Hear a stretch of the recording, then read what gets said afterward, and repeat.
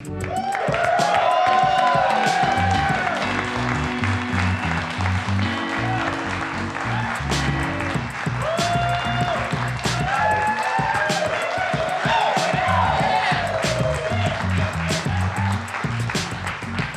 check. Howdy, gang. How's it going?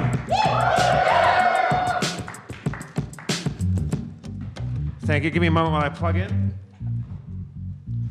How's things? It smells always like awesome popcorn in here, which I love. What'd you say? We love it. All right. Zach McKeever up there in the booth. How's it going, man? Give it up for Zach, the man with the guy who makes it sound good. And if it sounds not good, it's not Zach's fault. Because Zach rules. What's today's date? The 19th of...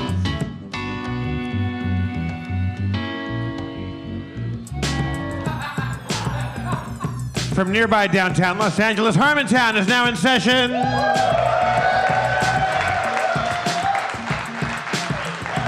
Please give it up for the hardest working game master in town, Spencer Crittenden.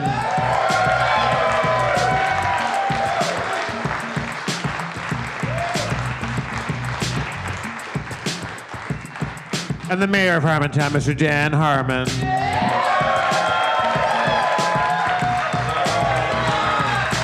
Hit a hop. 1, 2 to the 3 to the 4. To the 3, 4, and the 4, and the 4. Got a 2 by 4. All right, 5, 6. I'm gonna build a door. I was rhyming. I was still on 4. You went on to 6. 4 to the 4 to the 2 to the 6. Fuck your mama with dicks.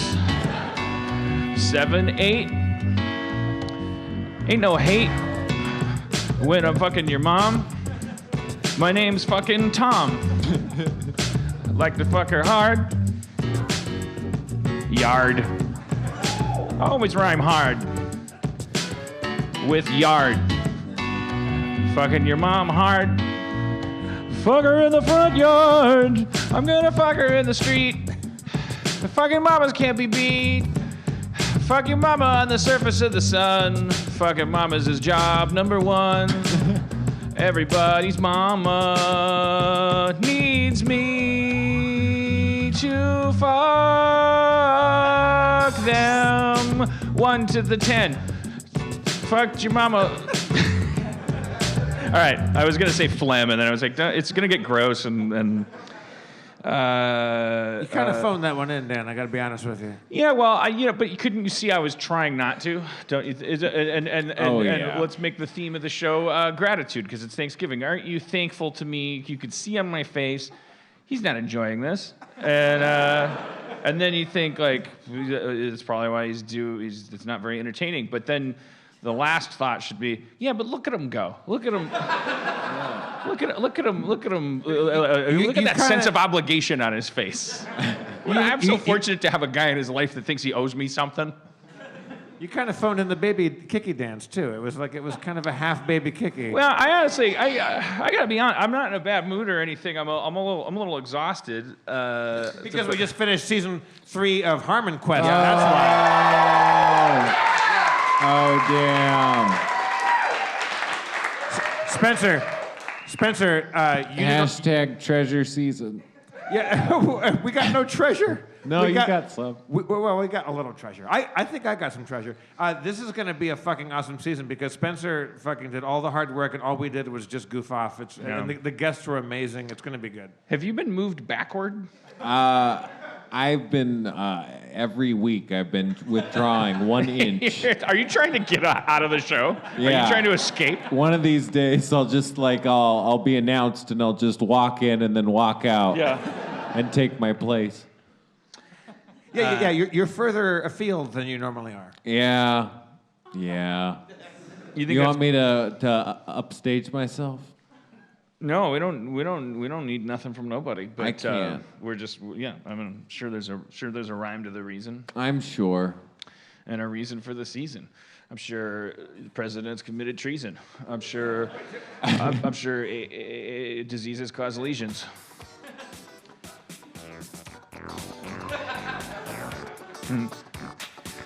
Thanksgiving can't be beat. Fucked your mama in her feet. Put the turkey on a plate. Indians, pilgrims hate. Put it aside, sit down at a table, make it wide. Eat the gravy. Wave wavy. God damn. I mean, I'm like... You were loose before the beat came on. You were spitting fire before that beat came on. The beat. Listen to that beat. It's like a little. All right, okay, Zach, just don't do it right now. But Zach, you got the beat. All right. Well, don't call my bluff with keep the beat thing. But I'm saying, Zach, keep one in the chamber. So, like, if I point at you, then we're ready to go. I was a little exhausted. I saw you at the drawing room today. I went in there to get my work done for Rick and Morty for before we. And for people that think that Dan doesn't work hard. He sat at the drawing room with James, whatever his name is, one of the writers from the show, and you guys sat down there, and Dan put like his pantomime like thinking glasses on, and sat down there and completely like worked on a script. Like you actually were doing hard Rick and Morty work there. Yeah, at a bar. Yeah. I just had a little loose end to tie up. Just one of the scripts, just trying to fix it a little bit. Yeah. It wasn't. I mean, I actually experienced a great deal of. I was like, oh shit! I only had one drink, and then I opened the laptop, and I was like, ugh, I'm so. You shouldn't do this. This is unprofessional. I was kind of like tired. And then I finished up, and I had a couple more drinks. Cody came by, and then I went home, and I went to bed, and I woke up like an hour ago, and I'm just a little tired. And you've only got 65 more episodes to go. Yeah. What are we grateful for? I got my health. I got my career. I got Cody. I got Cody. You got your new video game that you spend more time with than anybody else. I got No Man's Sky is what you're referring to. Mm-hmm. I've got mixed feelings. I'm enjoying playing No Man's Sky right now. I'm concerned that I'm going to stop enjoying it, but that doesn't seem like a fair thing to not enjoy about a game. That's not fair to the game. You can't call that a negative thing. I'm enjoying it right now. I keep playing it, but I looked ahead, as it were. I typed in No Man's Sky automation because I was like, what am I doing all this crap for? Am I ever going to get to watch it do itself? And the answer is no. No, you're going to run around collecting minerals forever. You're never going to get to just like make a machine that feeds into another machine and then puts it all into a chest. I want to play Minecraft again. It sounds like fancy Minecraft. It's Minecraft in space. It's like it's ticking a lot of boxes that should excite me a lot. It does excite me a lot. It's Minecraft in space. I want. When is somebody going to understand? I just want a game where you just go into an infinite universe and you go around and you mine resources and then you craft stuff and then you store it in chests. Like what? Why is that game 15 years old now? How come nobody can replicate it? I play all these kind of like Minecraft-esque games, and they don't compare. I don't get it. Do you miss your Minecraft? I still know where it is. I can find it. You get a little tired of it after a while. I'll take like 6 months off of it, but then I'll end up going back to it eventually. It's weird to me. I don't know. It's like a relationship. Yeah. All right. Well, so are you okay, Dan? Or just tired? You're a little sleepy right now. You didn't answer that before you asked? Well, I'm trying to dig a little deeper right now. Oh, okay. Well, we don't have to do the show if you don't want. I don't like. A lot of times when people ask, "Are you okay?" like that, they mean you're not okay or something like so. I don't. No, I'm asking: is there something on your mind, or is it simply just fatigue? Yeah, I couldn't have been more transparent, forthcoming with that information. I led with it at the risk of bringing the entire audience down. These people came out here, paid good money, risked robbery on the sidewalk, and And so I tried to be honest. That's all I have is my truth. So I'm like, yeah, I'm a little tired, a little exhausted. I don't want to say that I don't feel like being here. That would be a rude thing to say to people that felt like being here. Well, we have a surprise for the audience tonight because tonight, is it too early to announce what we're going to do for the finale of the show? No, I think we got to win them back. We got to get these people. Because I was in the mood to play some D&D for all y'all, and but for the first time, because Spencer's also exhausted and rightfully so from doing Harmon Quest, he didn't bring any of his materials. So tonight, Dan is going to be Dungeon Master, and Spencer and I are going to play D&D together.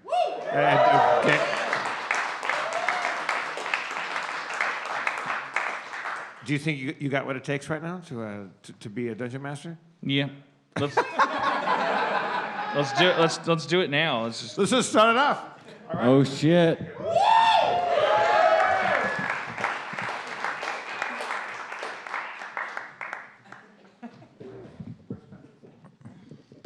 Where's Spencer theme?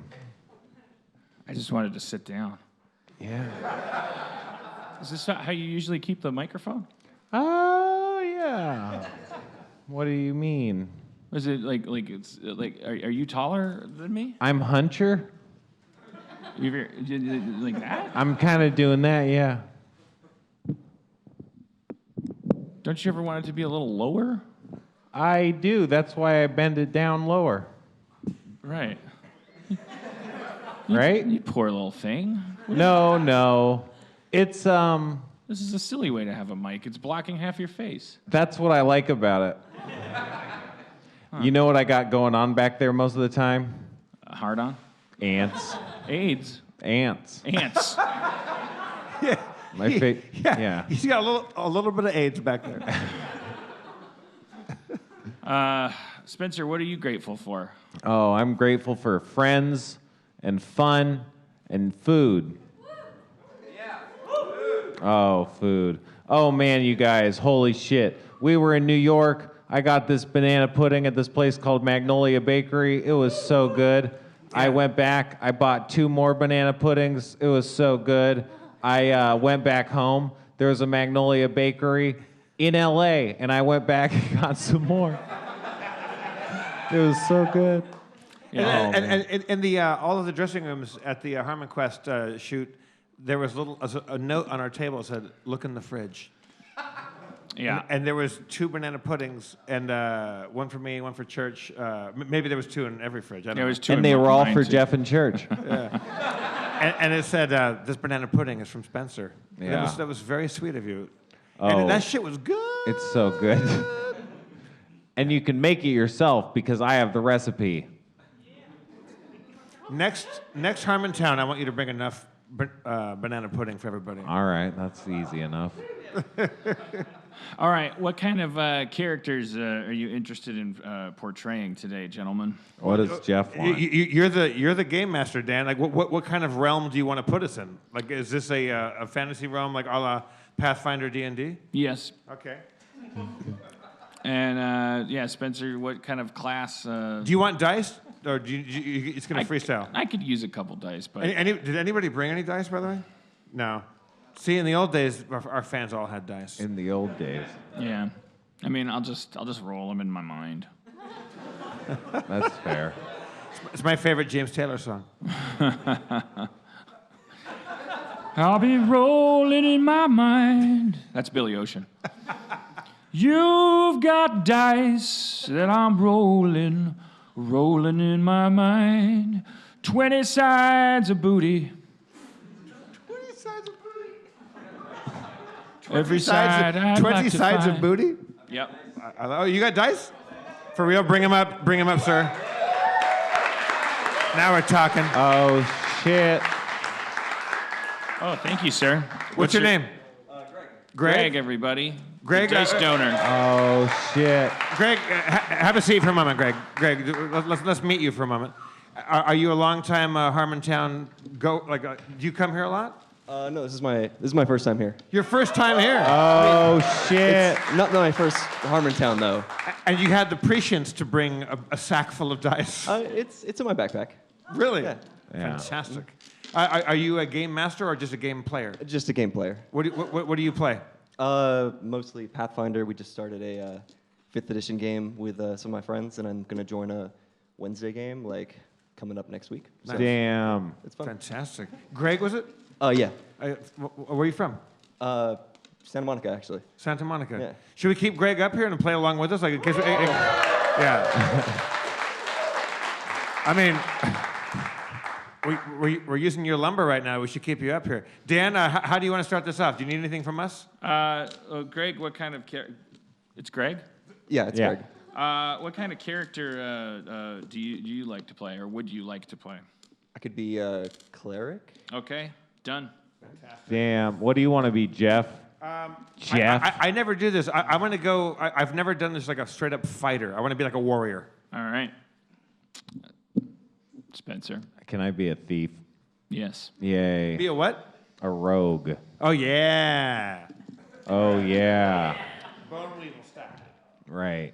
All right, so we got Greg as a cleric, me as a warrior, Spencer as a thief rogue. Mm-hmm. All right. Oh, boy. Okay. You can feel the fucking awesome dramatic tension No, on stage I'm excited. Right now. Oh, shit. Oh, Lighting change. Lighting change. I'm rendering your campaign in my head. It's now loading. Compiling, yeah. Tip. If you attack an enemy, you gain experience. Oh, that's a load screen. Yeah. Tip. Okay, Dan. Alcohol. Whenever you're ready, I'll give you the Spencer theme, so you can do the thing. Or do you want to talk this out for a bit? Like, it's probably best to just jump in before I can really think about this. I think, because what am I going to do? Make it good? Throughout history, the realm of Falstaff has been besieged by war and famine. This war-torn, famine-ous realm has one center of population in the dead middle of it. A bustling, thriving city called Citopolis, where men and women and non-binary unicorns hang clothes from clotheslines and pursue other acts of happiness. But an omen of doom is on the horizon for this normally peaceful realm. For the king of tribbles is planning something, unbeknownst to our heroes, who find themselves locked in a dungeon deep in the town hall of Citopolis for crimes which they can't even talk about yet. Blue Apron.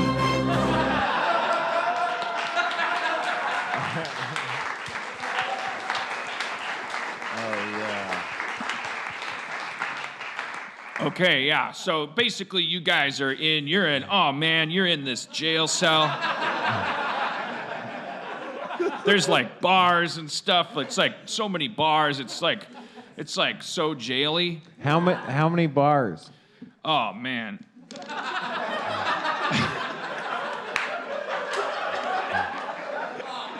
You deduce that there's about 12 bars. Yeah. It's easy, right? I'm an orc warrior, and I go up to the bars and see if I can try to bend them with my strength. Okay, so do you guys see that this big orc warrior's just going up to the bars, and he's like as if he's trying to bend the bars. But you guys don't know each other. You all three just woke up about 20 minutes ago. And now this orc fighter's just bending at the bars. You find them immovable. Oh. Hey. Hi. My name's Tom. Tom. Tom. Tom. My name is Tom. Just call me Tom. These bars are immovable. Hi, Tom. I'm Lars. Lars Stevens. And I'm a cleric. Use some of your magic to get me out of this jail. I have a baby to feed. Oh. Whoa, that's crazy. Who are you? My name is Trace Butt. Trace Butt? Yeah. Trace Butt. You notice.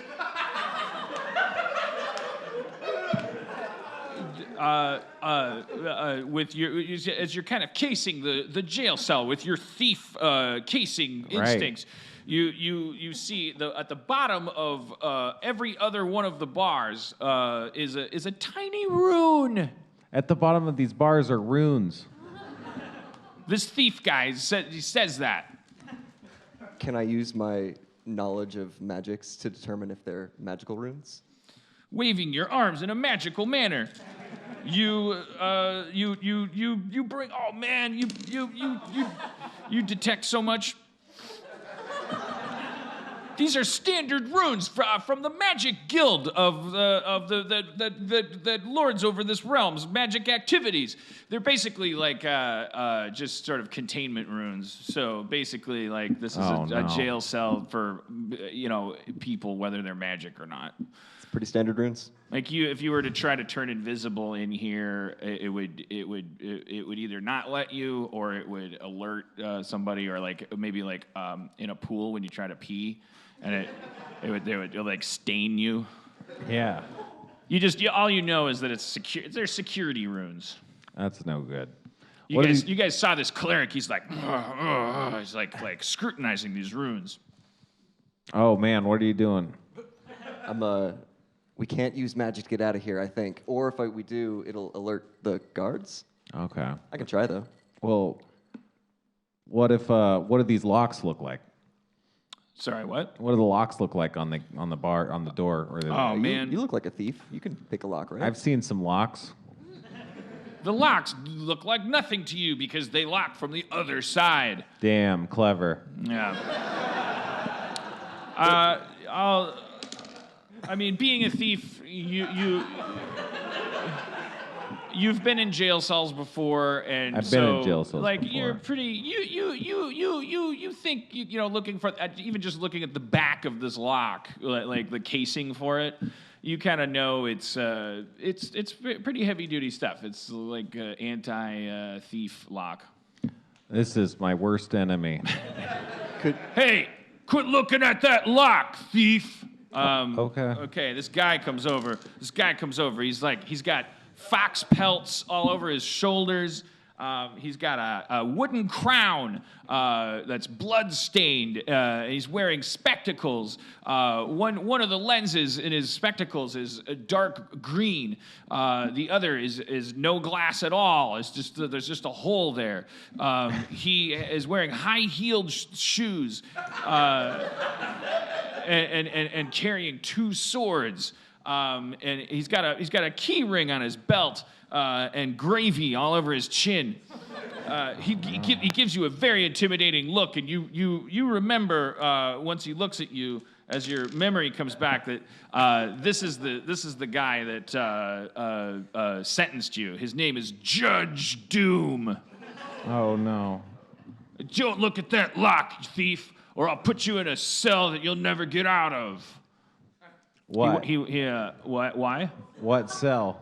What cell? It's a cell called death. Glad okay. you asked. I thought that's where you were headed, but I wasn't sure. Yeah. Also, we do have strictly harder to get out of cells here, but that's for A-class criminals. Right. You don't deserve it. Oh shit. You're pieces of shit, all of you. You don't come into Citopolis and act the way you acted last night. How was that? I don't owe you any. Oh, I do owe you answers. You were acting all fucking badass and trying to talking about where's the squid. Where's the squid ink? We don't have to tell you that. If you don't know where the squid ink is, then you're an outsider. If you're asking about squid ink and you're an outsider, that means you're an investigator. Sitopoulos doesn't like being investigated for its squid ink. I can't believe I'm talking about this so much. And he starts, as he's saying that, he reaches for in a pouch and he pulls out, and you guys see that there's this little tiny creature he pulls out of a pouch. It looks very squid-like, and he squeezes it. And you all need to save for mental magic. Oh no. Okay. All right.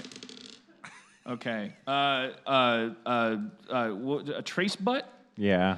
Trace butt, you see your thief instincts make you dodge to the side and hold your breath. This isn't your first time at the gas attack rodeo.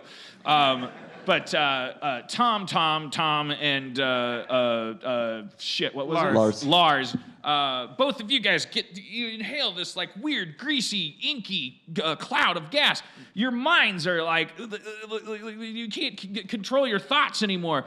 You start thinking weird shit about. You see an image of a ship. You see a mountain with a church on top of it. Then you see like inside the church ostensibly. Although you don't know. You just using the kind of Eisenstein principles of establishing shots of your memories. But it could be the inside of a completely different church. But you saw a church, and then you're seeing the inside of a church, and it's a flash image, and you see blood filling the church, and you see this Judge Doom at the front of it laughing, and then you black out. Relative to you, Trace, Damn. but these guys just like they fall down and they're unconscious. And then they don't wake up for at least an hour. So if there's things you want to do while they're asleep. So what's the judge doing then? Is he still hanging out? He walks away. Okay. I mean, you know what? Okay. He can. Well, no, he notices that it doesn't affect you, that it didn't take with you. I'm holding my breath. Yeah. And then he's like, nah, you're not worth it. And he walks away. Sorry. It's all right. It's fine. Gotta go refill this squid now. Shit, man. And he walks about 10 feet down a hallway lined with stone, wet stone. And he goes through what you can hear. You can't see it from here, but you're using your thief casing instincts to notice it's probably a very large wooden door with many locks on it.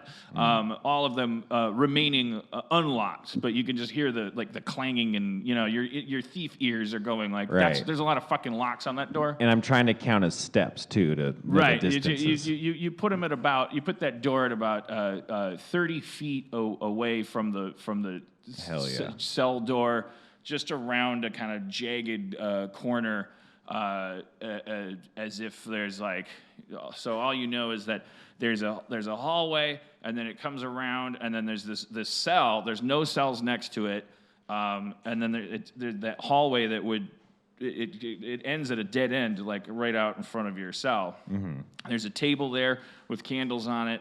There's a torch above that. It's weird redundancy. But and there's some stuff on the table. But is there anything in the cell or anything? The cell has 2 benches. And no windows. Okay. So I don't have any tools or anything because I'm prison. Yeah, no. Yeah. You guys you guys are wearing burlap robes that seem like standard issue. But Lars and I are still asleep for an hour, right?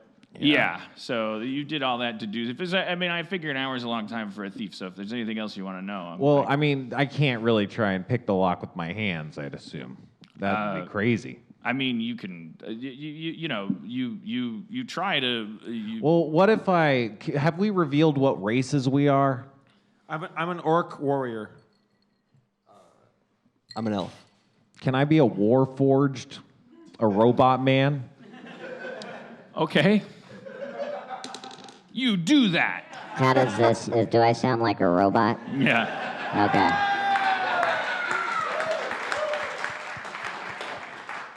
You're a warforge, a crazy, intricate clockwork man from a strange realm. You're made of metal and things, so you do have powers that other humans don't have, even when you're naked. Can I, try and take my finger off to make it a lockpick?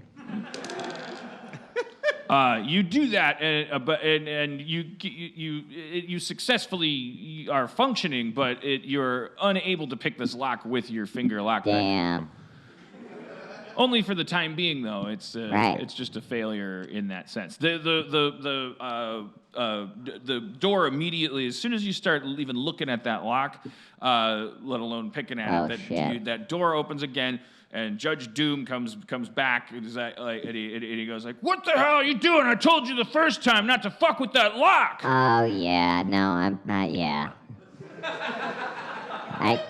you got me. What are you doing with your finger? Oh, this? No, this is just normal. Oh man, you must have really broke my finger. You know how these models can be. Yeah. Well, that's totally convincing. Doesn't matter anyway. You're all food for the mother hen. Ha ha ha ha ha. Oh, no. And he walks away. All right. Well, can I wait for him to walk away? I guess, and then can I try and wake people up? These guys up. You successfully wake Tom up earlier than he would have woken up, whereas Lars continues to sleep. The exact duration of the effect of the squid ink. I don't know what to do, you guys. I feel like, we could just wait it out. But no, we'll get fed to the hen. And you're asleep. I have I have sensed a weakness in one of the walls in this cell. That would be crazy. He successfully convinces you that that's true. That's awesome. What else do you see? I use metal punch, and I punch the west wall of it because I feel I've been scratching it, like writing. Ticking off the days that we've been there, and I feel like the plaster or whatever they've used to make that wall is a little weaker than the other walls, and I use metal punch. Oh, I believe in him. Yes, and I give it everything I have. You hurt your hand. You Lars, got this. Keep it up. Lars, you are now awake. Whoa. You. I had a dream about a bloody church. Holy shit. Tell me about that. Have you always been a robot? Yeah, but no one paid attention. Oh, okay. When he mentions that bloody church, Tracepot, you because you didn't sleep and because he had the image, you're putting something together. You feel like maybe you actually know these guys, that you remember that you came to this town together. Shit! And that you were coming here for some reason that had to do, because when he says bloody church, you're like, whoa, oh man. Why are we coming here? You guys hear a distant crowd cheering. Like, it's so distant that they might have been there the whole time doing things other than cheering, but now they're cheering so loud that you hear them for the first time. Oh, shit. The door opens, the same door as before, and Judge Doom comes walking down and says, "All right, you fucks. You're ready to feed the hen?" No. Ha ha ha ha! Well, you wouldn't make good hen food if you were ready. Ha ha ha ha ha! Smiggles, Diggles, get in here. These squid-headed priests come in, and they're wearing robes. They kind of look like Tom. You recognize them. You recognize them as mind flayers. They're psychic monsters. Sentient, though they're not monsters in the sense that they can't vote and stuff. Like they're people. They just look horrible, and they like to kill people. They're bad. We shouldn't judge them. I mean, they're probably the heroes of their own stories. But the orcs are terrified of them because they're particularly susceptible to their psychic attacks.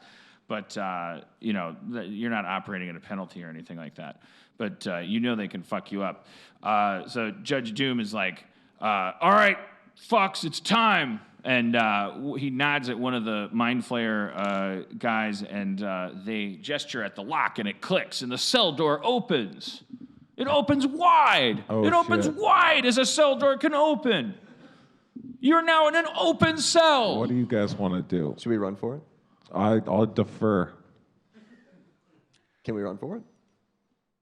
I think we run for it, but we run together. How many Mind Flayers are there? How many? Oh, there's 2. Oh, man. There's just 2 and Judge Doom. He can see you guys thinking about running. I'm going to hide in the corner. You're going to, in the cell? Yeah. You do a passable job of hiding in the corner of the cell. It's like, I know you're over there. I'm not involved in this. It's pretty impressive how concealed you are over there. Thank you for showing me your skills. I'm glad you're in there. Yeah. Do we have any inventory or just our prison garb? You're just wearing burlap sacks. You have what's called a holdout dagger in your rectum. It's very dull, but it's like you come from a tribe of warriors that you at puberty that was inserted. It stays up there for most of your life. It's honestly more of a ceremony. All right. Well, I take my holdout dagger out of my rectum and also use my I sharpened a toothbrush over time while I was there, and I'm wow. 2-hand fight attack on one of the guards. Okay. I'm a 2-hand fighter. I can't let you pretend that you created a toothbrush. I'm not gonna let you do that. Yeah, it's been one night. But is that metagaming to have created a well, toothbrush? you can't just say, by the way, I did this. Okay. Although I'm giving you a little latitude because you don't have character sheets and stuff like that. Right. So, but I'm calling the toothbrush out of bounds. It's okay. bullshit. I take my out of bounds dagger out of my butt and put it I kind of like. Well, hold on, because it's one action to do that, and I rolled for it, and you do such a bad job of. Oh no! But it's actually kind of good news because you're doing such a bad job of getting the dagger out of your ass that you just he doesn't know you have one yet. So, you're just like digging all the way up your ass, and it looks like he's like, ugh, orcs. Yeah, perfect. That plays right. He is racist. I am racist. I hate all races. And then you see him look over at one of his Mind Flayers who didn't seem to react, but he's like, whatever. Identity shit. politics. I hate identity politics. All right. So I hate identity politics. He keeps saying it because he's not. He wants to get a rise out of people, I guess. Do I see? He really thinks it means something. I hate identity politics. Do I see Tom pull out his dagger or try to? He pull his hasn't dagger? done it yet. No, yeah, you just see the same thing that everybody else saw, which is like this orc is just digging in his butt like he's like his own puppet. But so your hand is still up your ass, so I would actually let you take another try. I believe in you. I pretend that I'm asleep. You say, do you remove your hand from your ass? No. I pretend that I'm an orc who put my hand up his own butt, and they go, oh, and he's like, like the chimpanzee in the video. I passed out. It's like I'm playing possum right now. No sleeping, get up! You feel a stab of otherworldly pain in your frontal lobe. Shit. You got psychic attacked. I got psychic attacks. It's searing pain in your brain. But I have a constitution of 21. Well, that doesn't matter. Huh? Still hurts. Yeah, but I care less about it. Well, I'm just a sleepy orc with a hand up his own butt. A creepy voice whispers in your brain, "There will be more pain." Let's just go with these guys. You hear a voice from a mostly concealed shadow in the corner of the cell saying that. I trust them. I cast Inflict Light Wounds on one of the Mind Flayers. Oh, shit. Oh, man. You have positioned yourself as a harmless man in a burlap sack when secretly you have the power of the ancient holies. You now lay your hands upon the nearest mind flayer, and it reacts with searing pain as you cook it, like so much calamari.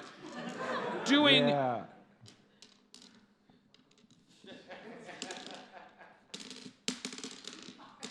The mind flayer falls back to the wall, spewing blood from its nose, which is underneath its tentacle mouth. But you assume there's a nose under there. There's blood coming out. It's Holy going, shit. I think we could win. And you're next if you don't back off. Judge Doom's like, fucking psychic squid people. If you want something done right, He comes at Lars with drawing his swords. He's doing a 2-sword attack. Oh, shit. He misses with one and kind of grazes your arm with the other.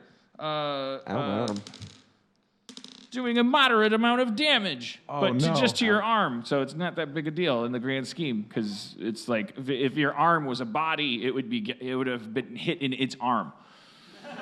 Your arm's arm is hurt, but you're okay. Jeff, what do you got? I go at him with a because I have no weapons right now except the thing. You're laying on the your prison hand's cell up with your your ass. hand up your ass.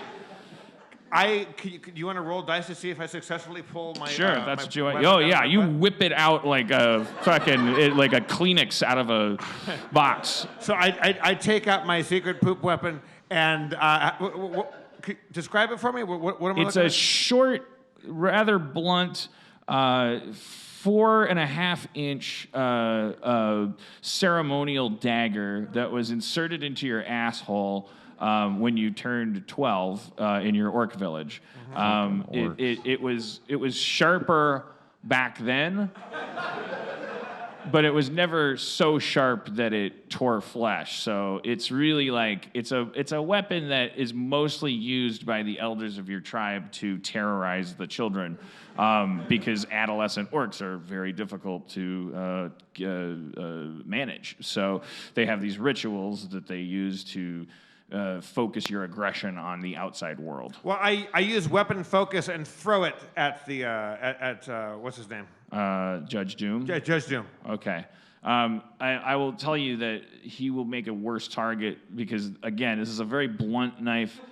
I'll just tell you that, like, if your lore in your tribe understands that in the few stories where an orc actually has to use these things, the most effective use of them is as an assist in melee, like a punching, because it's so dull, but it's sharper than a fist. Okay, so I do, because I'm generally like a two-handed fighter. So I would let you throw it, but I'm just recommending you don't throw it at a guy with any armor. But the mind flayers are just squid people in robes. I appreciate your advice. Thanks. I come at with a chop to the throat and a stab with my blunt poop weapon into his midsection. Oh, you karate chop with one hand, like throat, midsection with the. And poop. this is on Judge Doom, huh? On Judge Doom himself, his very self. All right. Well, your chop goes wide, and then your blunt stab misses. I'm sorry. I want you to be rolling better. It's hard. So you miss. It's okay. I was groggy. I just woke up from a little nap. Trace butt. Can I launch myself at the mind flayer, hoping to tackle his head? Yes. It's not a critical fail, but you do a poor job of leaping from the shadowy corner. My plan. Yeah. The robot thief kind of clumsily jangles out of the corner and lands at the feet of the mind flayer. See, it was a trick. I was on your side. Now you guys are gonna die. Shut up back there. Oh, no. Nobody grabs that torch. Keep the torch safe. Grab the torch. Guard the torch with your lives. Grab the torch. Oh, God. One of the mind flayers, you see him squint and look at Tom, but nothing happens. Oh, shit. He must have remembered his ex-girlfriend or something. Quick thinking. Let's see. Oh shit. Well, the other mind flayer is he's massively wounded and against the wall, but you see him like doing something. It looks like he's healing himself. Oh, with no. some kind of like psychic thing. Judge Doom. He does a really good job of attacking Tom. What? He. What's my HP currently right now? Full. 40. 40? Yeah, but you better subtract 7 from that. Yeah. Oh, damn. Okay. All right. You guys can go. I'd start with Tom. Okay. I do power attack at. Who am I closest to right now? You are closest to Judge Doom. Judge Doom, power attack, and I just go for like a strangle. Like I use all of my arm strength and just go straight to try to choke him out. Okay. You grabbed his throat with the efficiency of a animal at bay. Nice. From the stories of animals with hands from your childhood. Your hands go to his throat as if guided by special magnets in a novelty sculpture of someone choking someone, and your thumbs find his windpipe with magic-like efficiency. Nice. You realize you have his life at your mercy. You need only squeeze to snuff him out. Power attack. Squeeze that shit. I mean, it's all right. You crush his windpipe. He can't breathe. Even if you let go, he can't breathe. He's so sad and in such pain. Oh,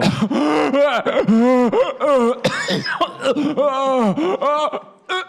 This is what your actions hath wrought. He's crawling to you, Lars, like, this is aligned with demons and live in torturous agony. What did you say, Spencer? I'm just punishing him verbally. Does he have any items that look stealable? Oh man, he's got so many items. There is one mind flayer left, but that was Tom's attack. Lars, you can go. I kick him. You kick Judge Doom. Okay. Yeah. Well, I mean, it's an easy target. Yeah. You kick him. I mean, he's like, man, I'm dying and now I'm getting kicked. Ha! You see? Trace bite. You want to do something? Yeah. Well, do I see any items on his person that I could like immediately grab like within a short period of time? Yeah. Like his most visible objects are he has a pair of shimmering, slightly glowing gloves made of a very fine chainmail that are draped over his belt. He has an extra sword on the back, He-Man style. He's got those fox pelts that you notice upon closer inspection. The eyes have a kind of life to them. That's cool as shit. Yeah, I mean they don't just look like regular dead foxes. They look like maybe they're like living pelts. Okay, can I take the sword and throw it to Tom? You grab the sword off the back of the dying man, and the robot thief flings you this sword. Do you want to try to catch it? Yeah, I try to catch the sword. You do so with like a globetrotter. Hell yeah! I'm gonna go grab a Coke. I'll be right back. Can I don't know if where's Spencer going? He's achieved his dream. He's leaving. Okay. I catch the sword and I try to use the momentum of catching the sword and swing around and kill the final mind flayer. Okay. And a cleave. I use cleave.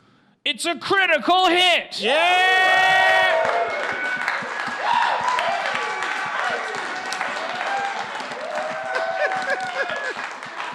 Also, this sword has like some strange magic properties. You hear a voice in your head as you strike saying, "Ah, flesh."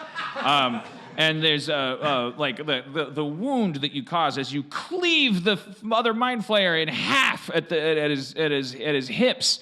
The wound is cauterized with a strange orange glow.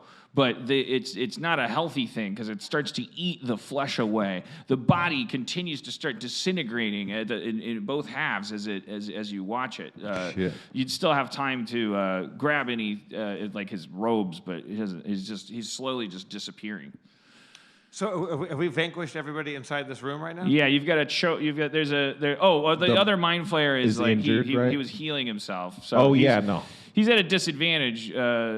He's only just alive. Trace butt, finish the job. What about you?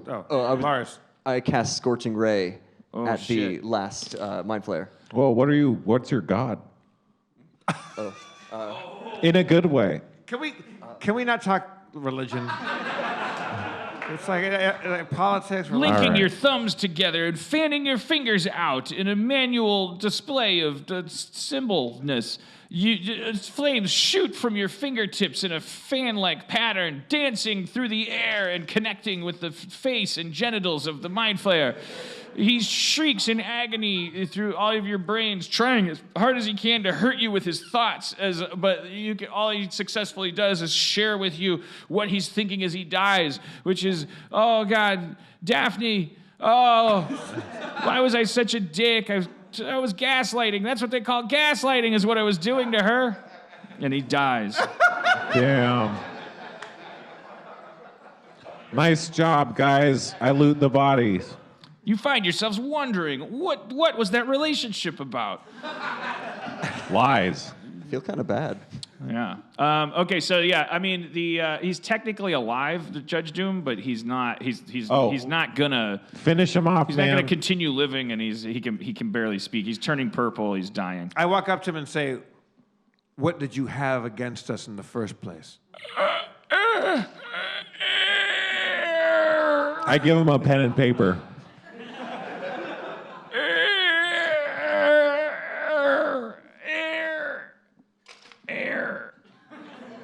Can I heal him like a little bit just so we can talk to it as normally, or? Okay, he's like cure light wounds. Okay, you do that. You cure it, just a tip of his light wounds. Air.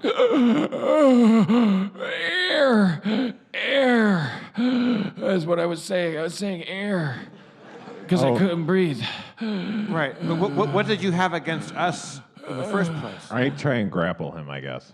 You try what? To grapple him.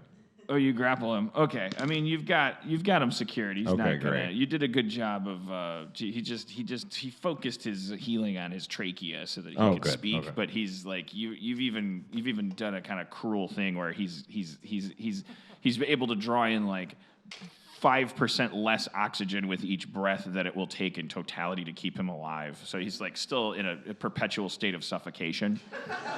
He's like waterboarding.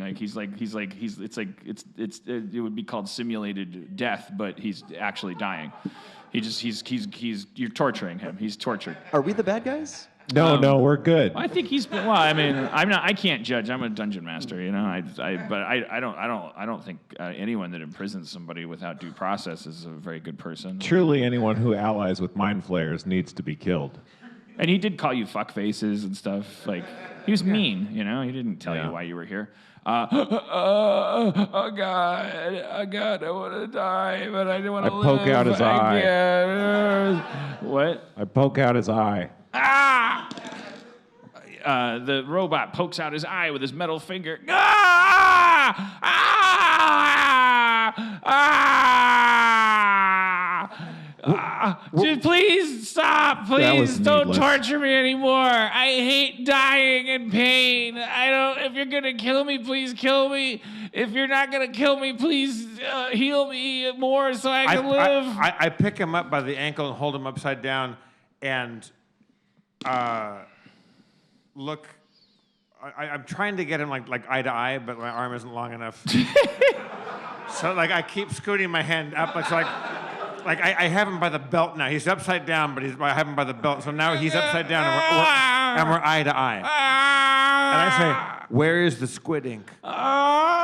It's about pouch on my belt. You know that. How would I know that? I used it on you. Is that what you? I take the squid ink out of his pouch. There's a pouch on his belt that's like writhing around. You remember that, or maybe you don't remember. Maybe you're a better role player than I am a DM. Oh shit! Because you have a faint memory of he's got a little wriggling squid in that bag. Yeah, I shot you with brain juice. He squeeze it. It's like a knockout drug or something. That comes out. I put it in his mouth. Wait, hold on to that. That could be useful. My rogue mind tells me. Okay.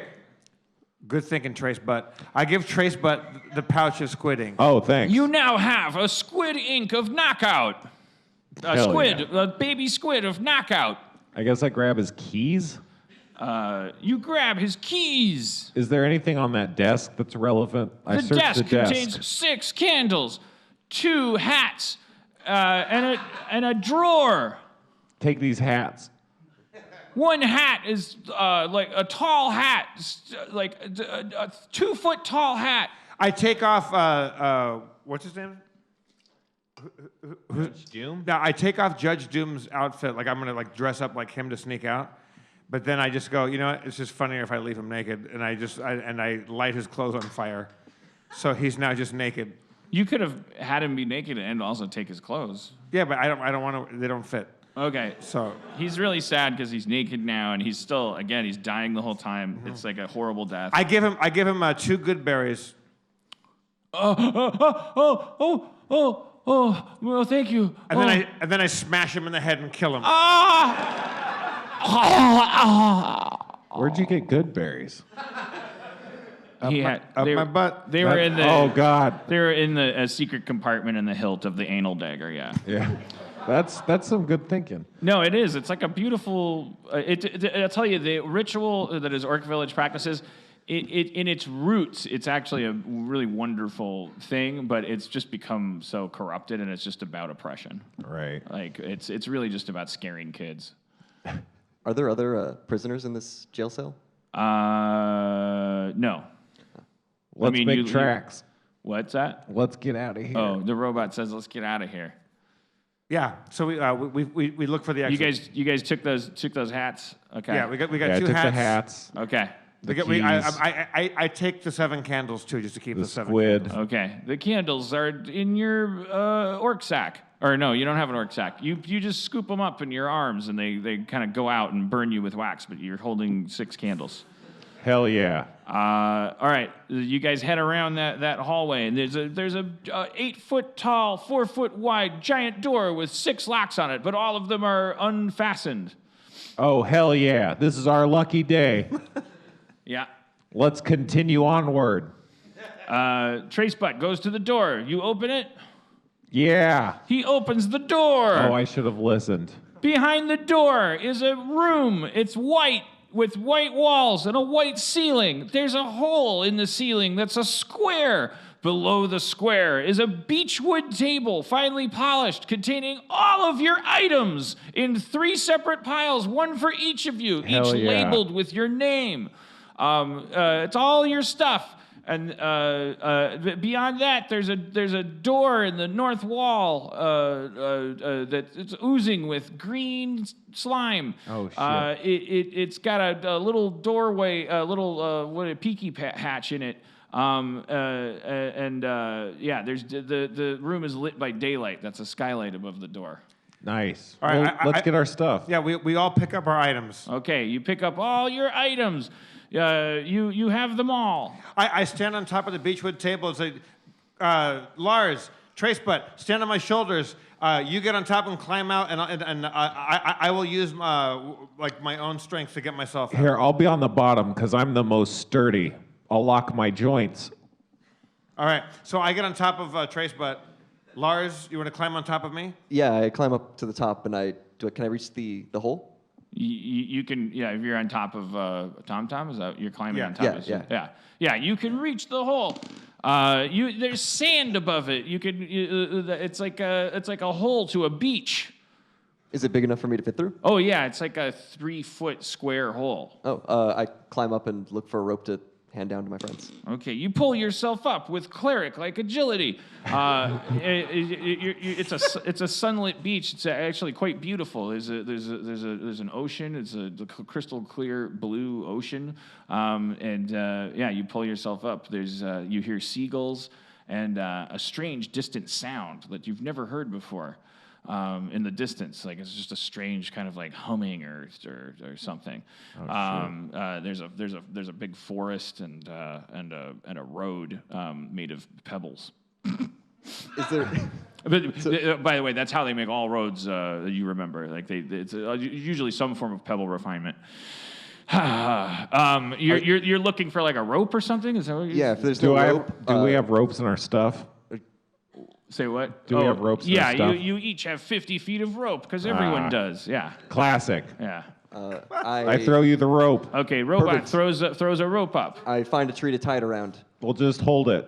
How heavy are you? I'm just, okay, do a tree. Okay, I tie it around a tree. Wait, what are you doing? It's not polite to ask. Oh.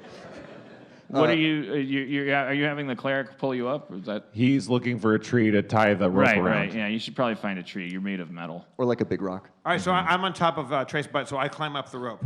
All right, you do that. You're up. Nice. You also hear this strange sound. It's getting louder now than when you first came out. It's like... Oh, no. It's like...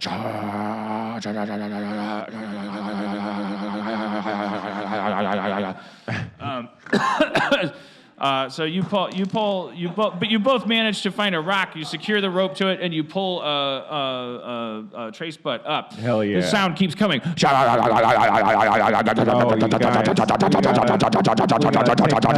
gotta hide.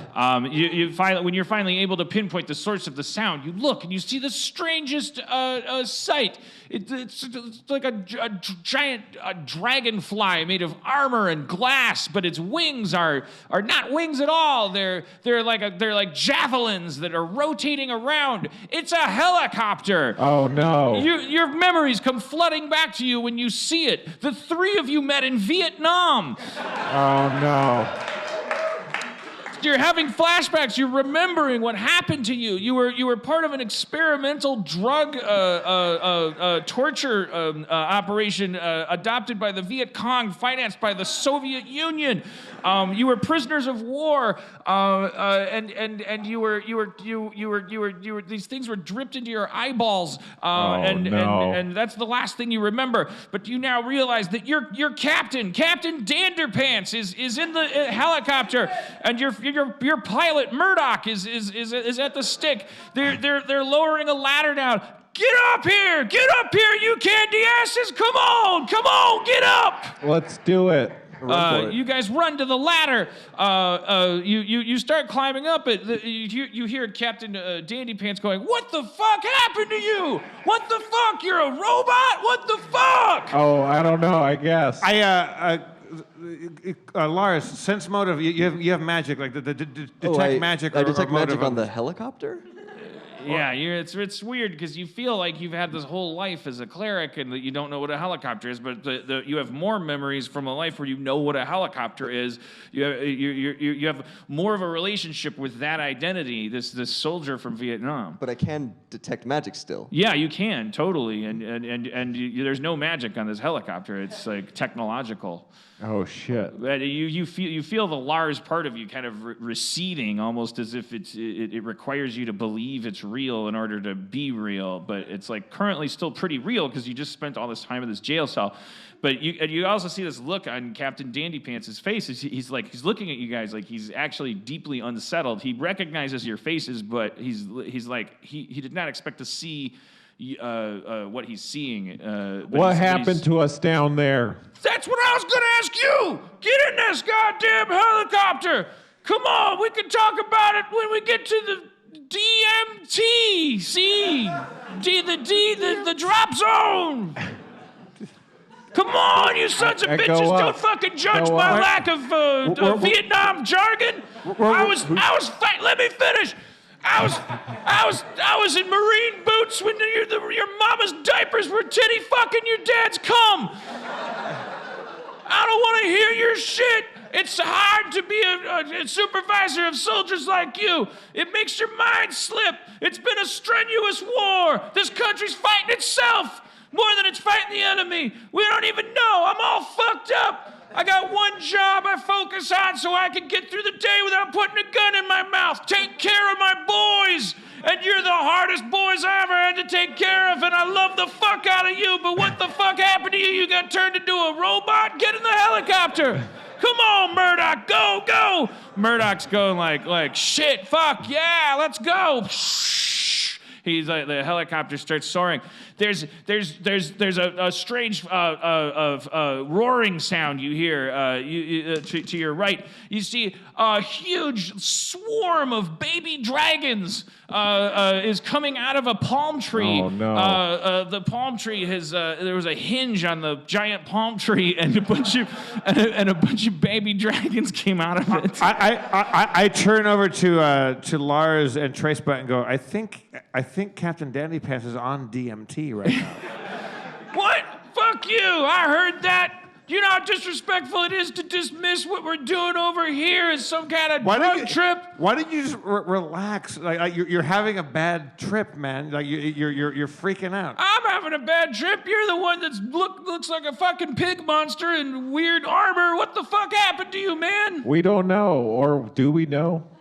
You guys don't know. No. I didn't think so. I mean, you're just remembering that you were in Vietnam, right? I mean, you share that with them, I assume. Like you're like, yeah, all I remember is being in Vietnam, but then we woke up in this cell, but we kind of have these identities. Yeah. Yeah. So you kind of do your best to relay to him everything that you do know. He's like, God damn it, Project Omega is live. We gotta warn the president. I cast guidance on Murdoch so he can escape from the dragons. Oh, that's nice of you. Yeah. You do a really good job of like so Lars, you're like it's like the best I can describe it is like lactating mothers like as you continue to breastfeed the casting of spells, like you can tell that it's important to keep it keeps you remembering Lars's life, and you're kind of like in this weird halfway spot where you're like half this Vietnam soldier named Diggins and half Lars. I remember. But you're able to cast this spell. It very clearly works. You guys see like magic energy come out of his hands. Captain Dandy Pants is like, what the fuck? What is that? Commie energy? Holy shit! Your fucking hands got pink shit coming out of it.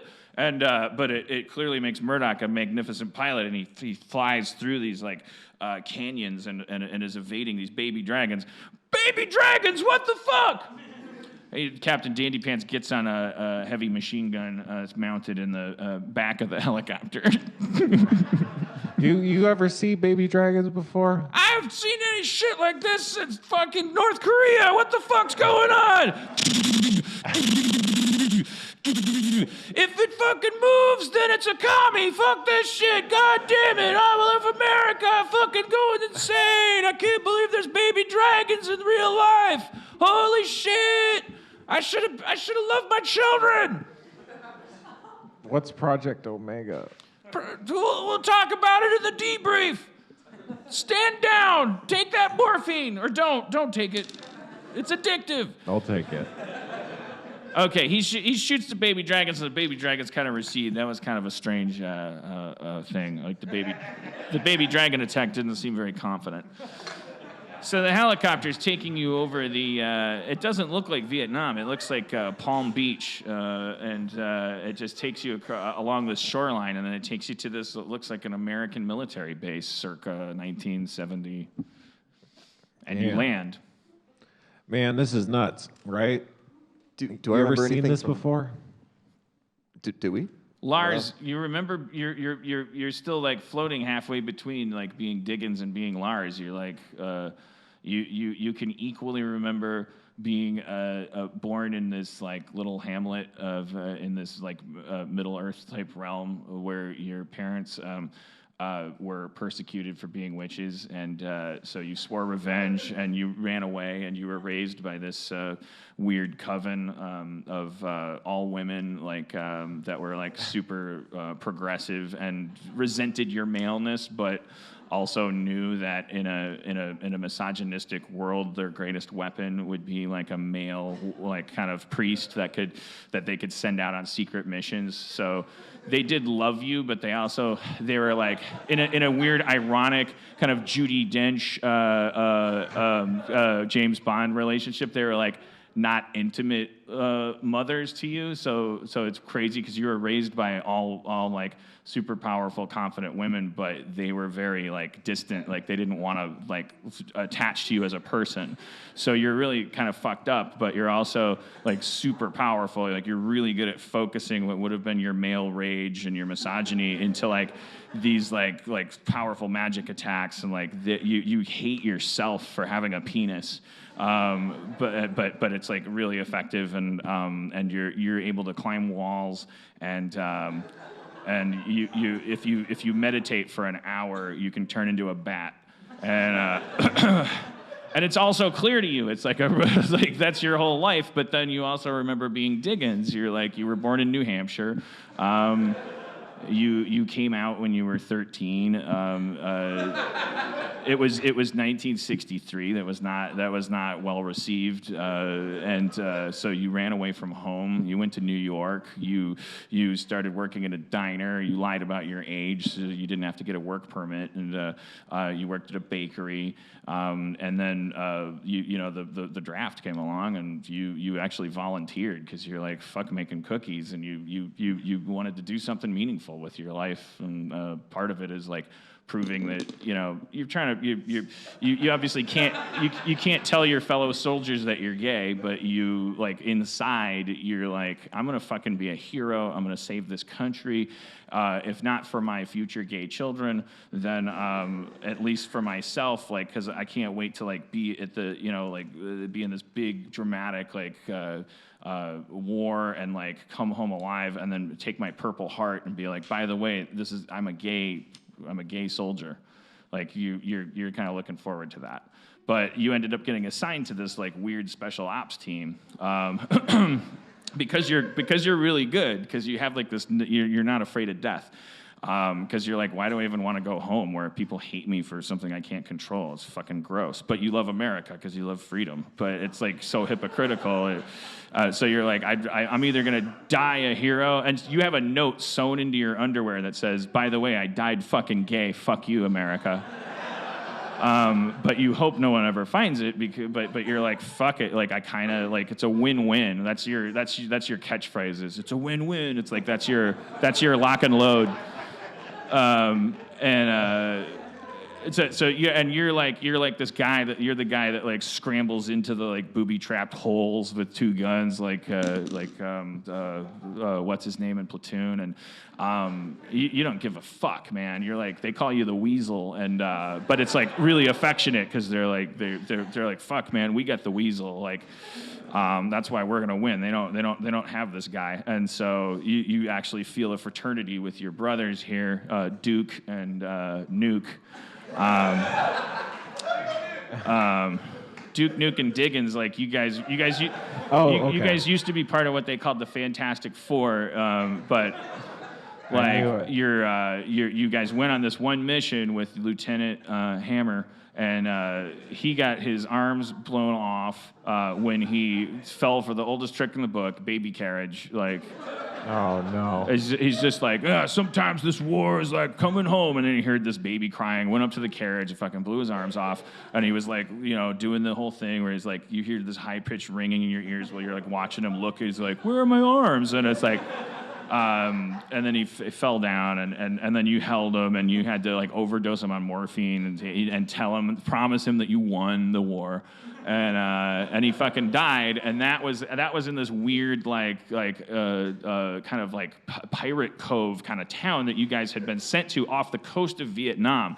You guys were sent out of Vietnam from a military base. into a place like somewhere in the ocean where you're not supposed to be, where America is not sanctioned to be having a war. But like, who cares, right? Because that's what Vietnam was all about, man. But so you're remembering all that stuff, like at the same time. At the same time, it sounds like.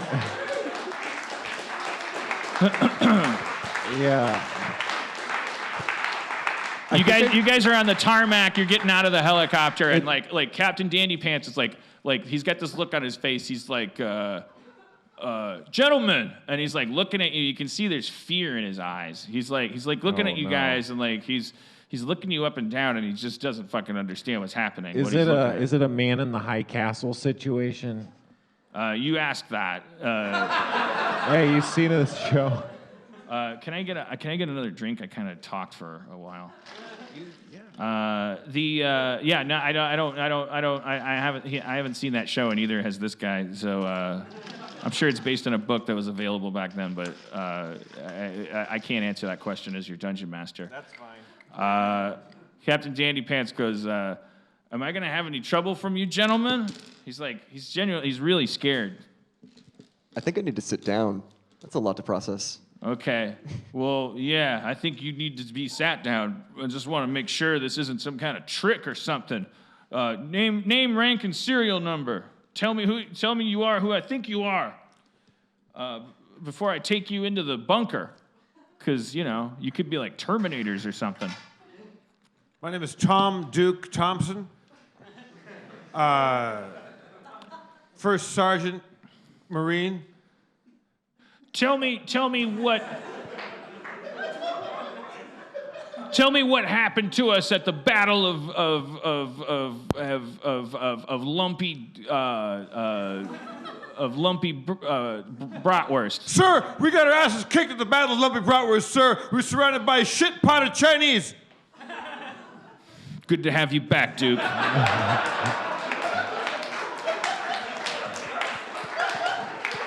Nuke, if that is you, tell me what your expertise is and what we always tease you for in the barracks. Trace Nuke Butt, known for special ops and stealth deployments and shitting his pants when he laughs too hard. Well, I'll be a son of a bitch. There's no way the VC could have hypnotized you into pretending that. Whoa, oh, god damn, it even smells the same. It happened again, sir, and it's still funny, sir. Diggins, tell me anything. Sir, Lars Diggins, sir, Special Forces. I've seen too much shit, sir. I'm ready to go home. My bad.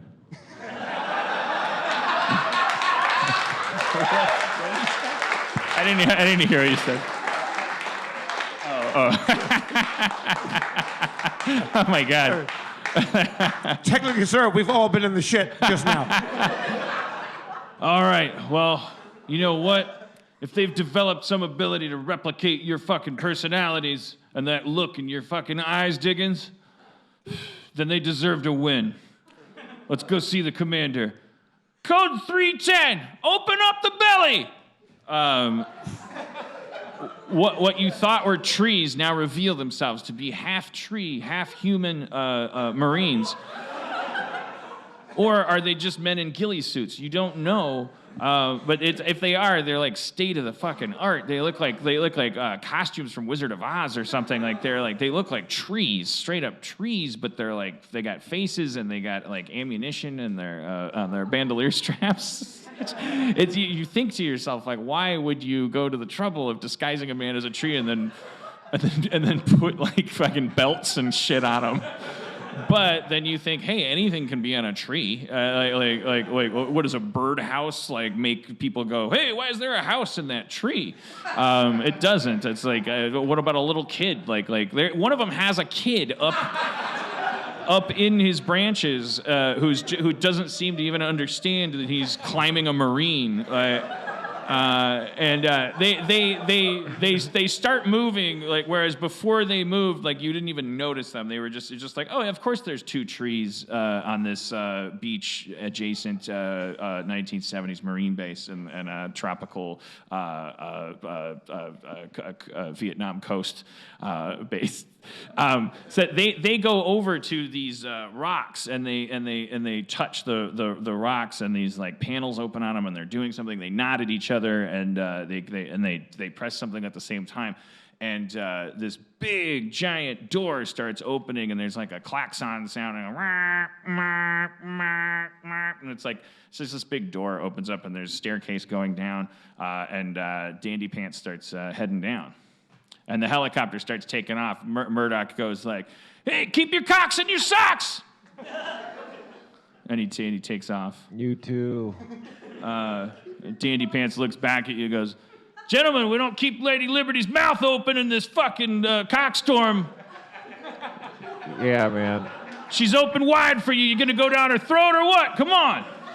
Let's go. I think I find that offensive. Well, it definitely Very offensive, yeah. you go numb for that stuff, but it's definitely an unapologetically homophobic culture. Like people are just constantly calling each other fag and gay and implying that they're weak and all this stuff, and it's like it drives you fucking nuts. But like it is what it is. And I was raised by women, so like yeah. Well, your other too. half was in your Diggins half. You were just raised by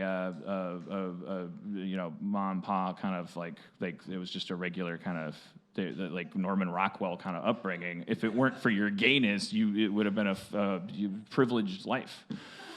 But your honesty, your compulsion to be who you really are and not put up with torture of like having to conform, like whereas no one else does, it made you go like, I'm not gonna do this. And my mom and dad say they love me no matter what. Like your mom told you once, she said, "Son, do you know what love is?" When you were like 11. And you were just having weird feelings, like you didn't know if they were normal, you didn't know who to talk to about it. But your mom said to you once, "Son, I want you to know what the definition of love is, like unconditional love. It means if you ever killed somebody, I would help you bury the body. It wouldn't matter to me if I thought you were right or wrong. I don't care if you turn out to be a serial killer. I would still try to keep you alive as long as possible. I would take a bullet for you. You're my son, and I love you." And then when you came out to her, she acted like you were a fucking monster, and it broke your heart. It was terrible. Like she obviously was either lying about the like the death thing, or she really hates gay people. But in any case, it was just like you just fucking. Of course, you ran away. You had to. Like you didn't. It wasn't even out of spite for them. It was like out of pain. Like you had to like start a new life on your own as a child. You were just a kid. And so now, but. What if she just like really wanted to be an accessory to murder? Yeah, I know. That's one of the questions you ask yourself. It's like maybe my mom just wanted to really hoped I would be a serial killer. Like maybe she was more just disappointed. It really fucks with you. So like, but you're in the army, but you're not out. You're not openly gay. It's literally against the rules. Like they would kick you out of the army if you said that you were gay, or if you like yeah. I think you've gotten way accustomed to like keeping things way at a distance. Like you don't even like flirt around with like your closest friends, like knowing like there's something that you have that, but you do think after all the shit you've been through with these guys, you one thing that you refuse to do is like when they talk about pussy and stuff, like, "Oh, I can't wait to get back stateside so I can take a labia and put it on my mouth and go," like. You draw the line. You're not going to lie. You're not going to live a dishonest life. So you just kind of like nod and stuff. But these guys, like, they were never like, "What are you, a faggot? Like, how come you don't talk about pussy with us?" They just like, I think, but you wonder sometimes if maybe they think like oh, and it's like, there's a part of you that thinks if that's the case, if they know. And the fact that they're not bothering to ask you about it, corner you about it, in this fucked up, sick world, that's the love that your mom was trying to express to you in her hypothetical thing. It's like is other men that are agreeing to protect you unconditionally by going like, I'm never gonna ask, you know, like, and it's a really fucked up thing. So yes, you have it triggers you every time. Like come on, get down this cock holster. Lady Liberty doesn't suck cock. Like a gay man. She can't keep this mouth open or the Vietnamese are gonna shove their fucking dong down her throat like she's a gay dude from San Francisco. Come on, you pinko faggots, get down there. And you're used to it, you're numb, but it's like one of these days, man, one of these days. So yeah. Yeah, you are offended. You are offended by it. Am I offended by it? Well, I'll tell you. You know that he's gay, right. and you're not exactly on the Kinsey scale, like fucking so far to the straight side that you find that idea offensive. Like you're afraid to ask him about it because like it's safer this way. You had some crazy experiences growing up in your Midwestern hometown. That's like in the fog that gets created by abuse and like experimentation in a society that doesn't have conversations about it. Like you're not even sure at this point what happened and what didn't happen, and that was before half of your identity was a robot from a magic land. You kind of think you kind of feel like maybe you rubbed the head of your dick on your best friend's dick at summer camp. Who hasn't? It's and that you two were into it, but it was also like it was like, oh wow, it's so great to have a dick. I was easy to please. And you've talked to people that were like, oh yeah, I did that too, and I'm straight as an arrow or whatever, and it's like fucking like you don't know, but one thing's for sure, like as a very thoughtful like demolitions and stealth expert, like you're no stranger to self-examination, and like you really admire Diggins because like it's like, god damn, if what's the case with him is what I'm thinking, this fucking guy must have it really hard. Like there's a really strong bond between you guys, and you've actually curtailed some of your pussy eating talk. Right. Duke, you how do you feel? You've heard of homosexuality, but you yes, sir. Familiar with the concept, sir. No, oh, sorry, I'm not your captain right now. This isn't the debrief. Oh. Sorry, sir. Duke, you've heard of homosexuality. Yeah. Sir, yes, sir. We've got a special mission for you, boy. You're going behind enemy lines. Are you familiar with the rising trend of disco music? Yes, I am. The good news is I'm sending you back stateside. The bad news is you're a village person. No. That's a different campaign. Can I be the Native American, sir?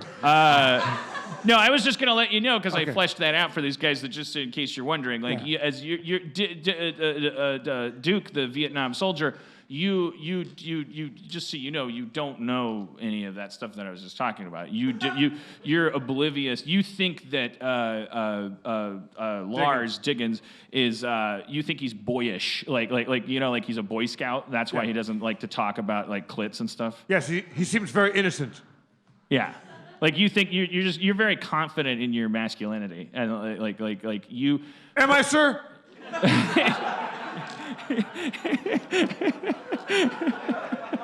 I love the idea of this. You tell me, sir. This like platoon in Vietnam. It's like the guy. It's still all officially homophobic, but it's like all like intimate. Like Duke, you're familiar with.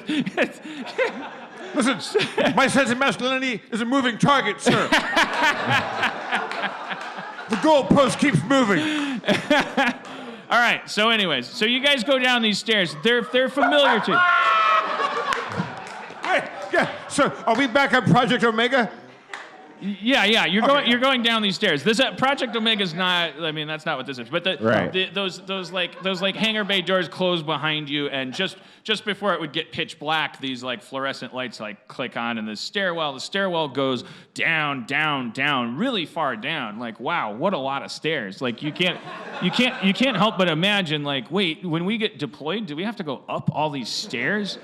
Table talk sidebar. Yeah. Do we still have our like magical weapons from the previous thing? Are we? You do. You guys have all this equipment. He's still a robot. Man. Yeah. Okay. What is my? Yeah. You're still an orc. You're like touching your lips, and there's like tusks coming out of your lips. Okay.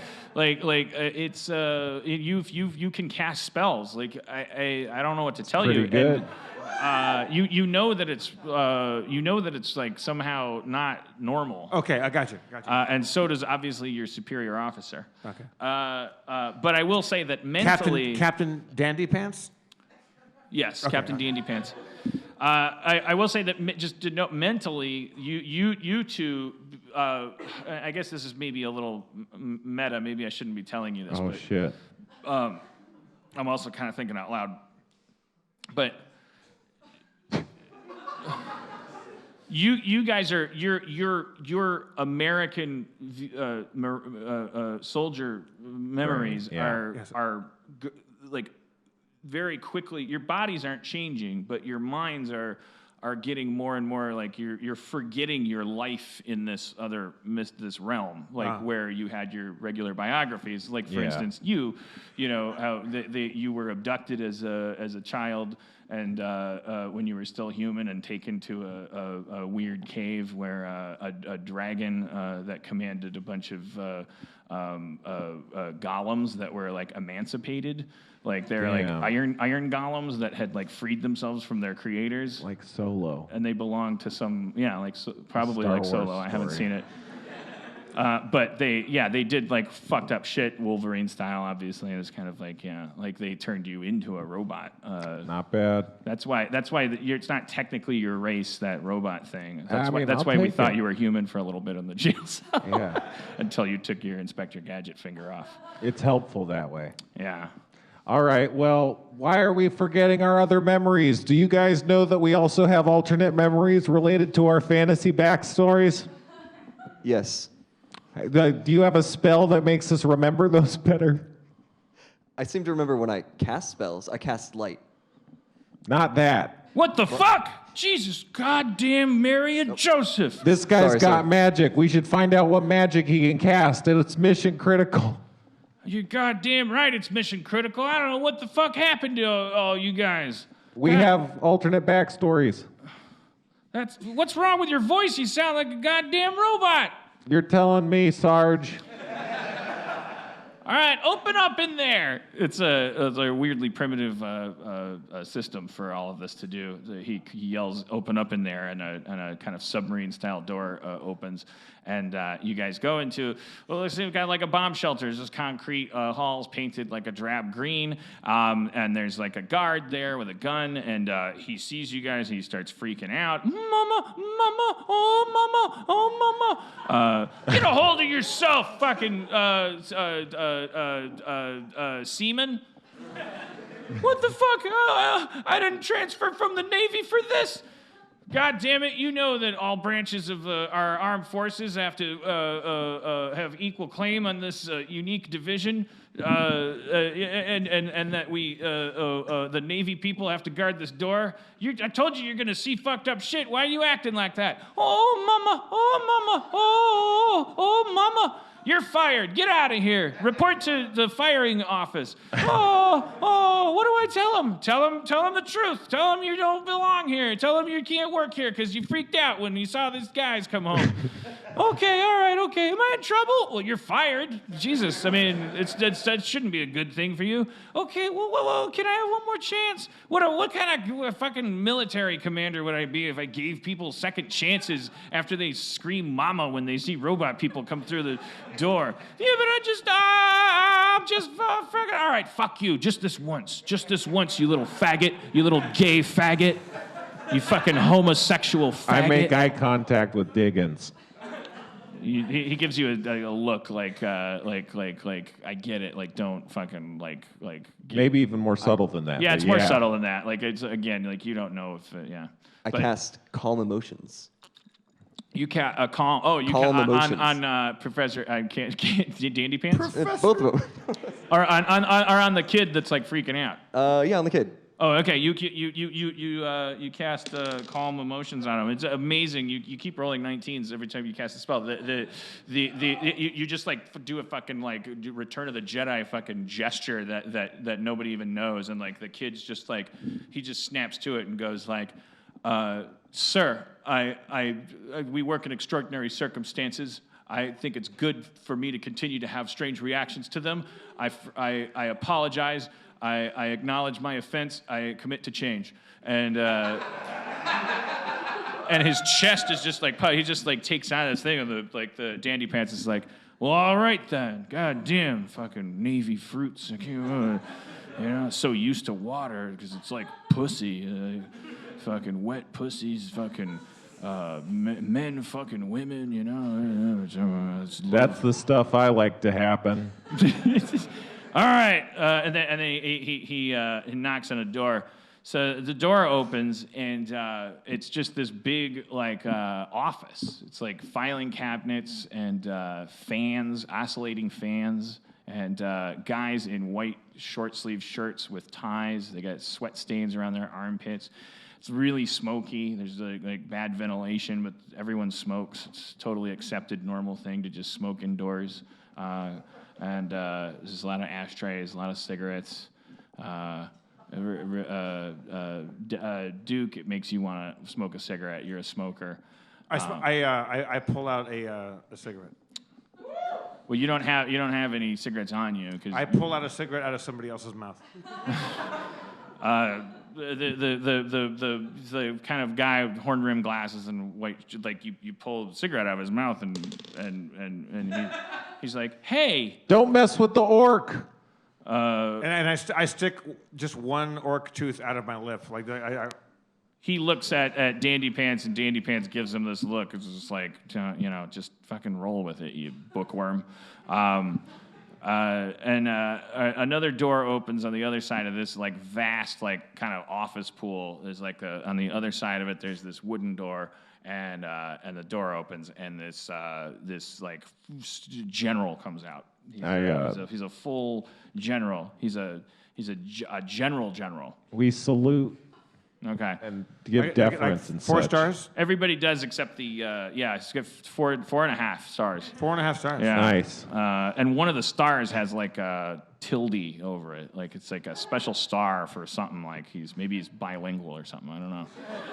But everybody, all the military people, like the guards and stuff by the water cooler, they all snap to attention and salute. So does you guys feel compelled, like through your training, you like salute the white shirted guys, like they're scared of this guy, but they're civilians apparently because they don't salute. He steps out. He looks at Dandy Pants. He gives him a nod. Dandy Pants about faces and leaves through the door that he came. He's gone now. And the general goes. He looks up and down, looks at you guys, and goes, "So it's true. Well, I'll be a hot fucking butt in a Mississippi nut." All right, boys, let's start untying this monkey's fist. And he head nods you in his direction. Okay, I go in that direction. Okay, sir. You walk through the office like your rogue-like instincts, also your stealth special forces training. You're kind of like looking around. You see on pieces of paper or on these desks like it looks like a normal office, but the materials on the desks like. Are like have like really weird like kind of like runes and shit on them. It's like you just get the impression that these guys are in the business of studying like weird shit, but that they're technically normal people studying it. So you get to that end of the office area. You go into this dark room. And it's just like a big, vast, empty, like onyx chamber. Hell yeah. Yeah, it's really easy to describe, and there's not a lot of detail to it. But it looks cool, My brain though. is tired. How do you do this? You're doing so good. I don't want to make anything up anymore. It's just like a video game. It's just like there's only so many triangles and pixels that you can render before you're just like, God damn it, don't make it round, make it a box. But yeah, it's a big black room, and there's it's like there's like a couple chairs in the corners, but at the far end of it, in front of a big screen, is this like big desk, and there's no one behind that desk. There's a nameplate on the desk that says General Hodge, and but there's a standing slightly to the side of that desk is a man in a three-piece suit with shock white hair, pure ivory hair. Damn. Whiter hair than you've ever seen, and big white eyebrows. I guess it's Matthew Modine in Stranger Things.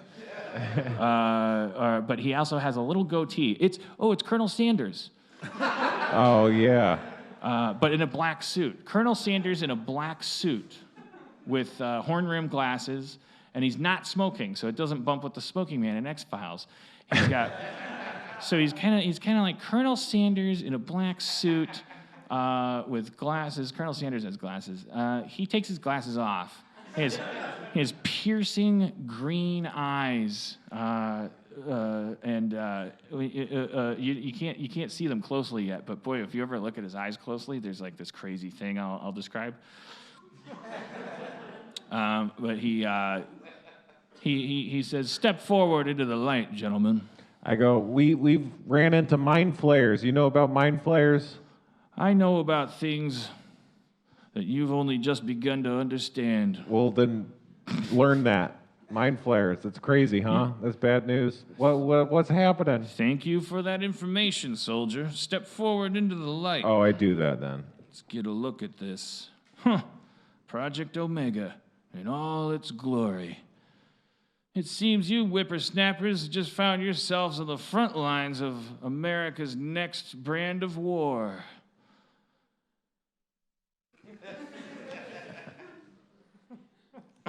What is that? I cast finish thought. You do an amazing job, but you're an orc fighter, so you're just kind of like, you just grunt at them. Okay.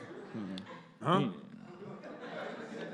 I'm suspicious of Colonel Sanders, so from the darkness, I'm going to cast Detect Magic. Him and the General, actually. Oh, you cast Detect Magic. Okay, interesting. So, Colonel Sanders, not magic. Like, you're sweeping around the room. Are you trying to disguise that? Or are you? Well, I'm doing it in the darkness. You're doing it sneakily? Yeah. Are you? Is your objective to not? Yeah, definitely. Be known, so you're okay taking a penalty for that reason? Sure. Okay. So, anyways, you're fine. But yeah. So the Colonel Sanders is not. He's not magic, and the General Hodge is not magic. Nothing in this room is magic except for a flower pot by one of the chairs in the corner. It has a strange plant growing out of it, and that screen behind the desk. It's that's magical, and then there's a plant that's magical. So that's. I'm glad you did that. Boy, I was really hoping you did that when I designed this room. Oh damn! I elbow Tom and I say, "Hey, there's something up with that plant, that screen." Yeah. I'll distract Colonel Sanders while you go over to the plant. Okay. Yeah. Feels like the rogue should sneak over there, though. I'm gonna do it. Okay. Hey, so I just start engaging Colonel Sanders in conversation while Trace Butt, or is it Nuke? You're. Yeah. Oh, you're both. wait. No, Diggins. No, you're Diggins. I'm Diggins. Yeah. You're Diggins. What are you doing? You're. I'm just gonna distract Colonel Sanders while the rogue goes over there and checks out the. How are you distracting him? I drop a knife out of my butt. You had put the knife back in your butt. Yes. Using your kind of orc instincts. Yes. Like just at some point. Yeah. Okay. You summon otherworldly anal reflexes to eject the dagger from your ass onto the onyx floor of this strange room. It definitely does a great job of distracting Colonel Sanders. He's like, well, I'll be an Alabama side sloper. Side sloper. He waves at the general like he snaps at him. The general like it's like rustling with the thing, and it's like he pulls out like a strange kind of like bag that looks like it's made out of chamois material, like when you like chamois your car. Yeah. And it's like a forensic bag, but it's like leather. I don't know. He takes it over and he's got like a weird like forceps that he had in his other pocket, and he's like he holds up the butt dagger, and he goes like, do you remember that being inserted in your anal cavity, soldier? I have no memory of that, sir. I just know that it's been there since time immemorial. What do you recall about your childhood, soldier? And I glaze over and realize I have no memories at all of my childhood. Okay, so during this distraction, Yeah. which is this was a distraction. Yeah. What did you want to do during that distraction? You're gonna go like To the plant. You're gonna go over to it physically. Sure, Yeah. I'll look at the plant. Okay, you're walking casually over to the plant, and they are very distracted by this thing, and so you walk over to the plant. The plant, it looks like a kind of like a giant version of a bamboo shoot. You know, like when bamboo is first growing, it's just like this little pointy thing with like little things. I don't know what a bamboo shoot looks like, but it's a giant version of that coming out of a medium-sized pot, and it's like a very rich green with like a beautiful kind of like tropical orange to yellow like accent on the edges of the leaves, and it's just a vibrant plant. I reach out. It's growing in sand, like I reach white out and sand. Say what? And I touch it. You touch it. Yeah. Okay. Okay. When you touch it, you feel like incredibly rejuvenated. Like not in terms of health, like any wounds that you sustained or any fatigue in your muscles. But you just feel like you could like take on the world. Like you feel incredibly confident. Like it's like a crazy otherworldly morale that you've taken on. Like you just feel fucking like methed out. Or How big is this plant? it's like the growth is 3 feet tall, coming out of a 11-inch pot made of standard terracotta. Can I like? It's about Hide it. 13 inches in diameter. Can I like hide it behind my back? You're hiding the plant behind your back. Yeah. Okay. But you're just standing in front of the plant. Like Sure. you walked over there, you And looked then at it, now you maybe touched it. I'll- And now you're okay. Yeah. So they're looking at the dagger. So they're back to this. That's happening during all of that. So now back up to this point where you're saying, yeah, I have no memory of my childhood. Which childhood? Exactly. Which childhood are you talking about? My orc childhood or the fake childhood that you implanted in my memory? Project Omega. Your Project Omega. Wait, I reach over and I pull off the goatee. I tug at the goatee. I tug at your goatee. What the fuck? No. Ow! It doesn't. Of course, that's no. Like. You remind me of a certain judge that I remember. Oh, shit. And I see the green eyes of Judge Doom. You can't say. You can't. You can't do that. What? You use your I statements. Okay. Are you Judge Doom? Judge Doom. Yeah. He looks at General Hodge, and Hodge goes like, the reports say that the VC baddie that was one of his right hands, Judge Doom. Sounds like you tangled with some bad boys. I don't know what you're thinking right now, young man, but I give everybody 2 goatee tugs. That's 1. Go ahead. I use my second goatee tuck. You know, I don't know why I do it, why I give everybody 2. I don't give them a third is my point. I hope you got all the goatee tugging out of your system. I turn to General Hodge, and I look at him. Does he have any facial hair? General Hodge has a pencil mustache, but he's currently looking over at Diggins and I see you're availing yourself of one of our perks. What? Feel good? What is it, sir? That's Uncle Sam's finest vitamin. What is that? The Valor Aloe. Hell yeah, that's cool as hell. It gets a lot cooler than that, gentlemen. It also gets a lot worse. And now that you've proven to be worthy test subjects, it's going to get worse and worse and worse.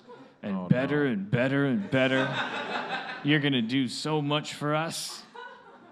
We should probably tell them exactly what's been going on at this point using our magic screen. Hit it! The screen lights up with imagery that elucidate the topic as they explain to you guys that Don't fail me now. that the Soviet Union, when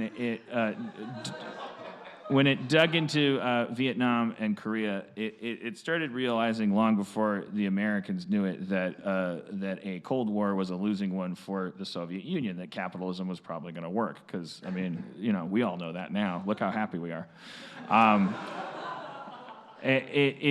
But they knew that they were, it wasn't going to work in a square-on fight. So they started digging down into the earth in the places like Cuba and North Korea and the like, and they unearthed a subterranean cavern when they dug down into North Korea. And found a dragon egg, and they heated it up with an electric blanket, and they put it in an incubator, and they studied it, and it started to crack and hatch.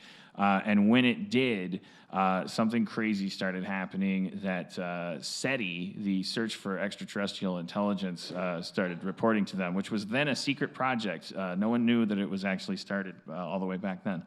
That they were starting to report weird, their equipment that they used to scan for intelligence in outer space was actually picking up this weird signal that they first mistook for is there an alien presence 2 feet outside of Earth's atmosphere that we can't see. But then over time, they started realizing that there was this throbbing presence, this signal that was previously unknown to mankind that was emanating from the Earth itself, that something was happening. So over time, what they realized is there was some kind of awakening of magic energy that was happening at the point where this dragon egg started hatching.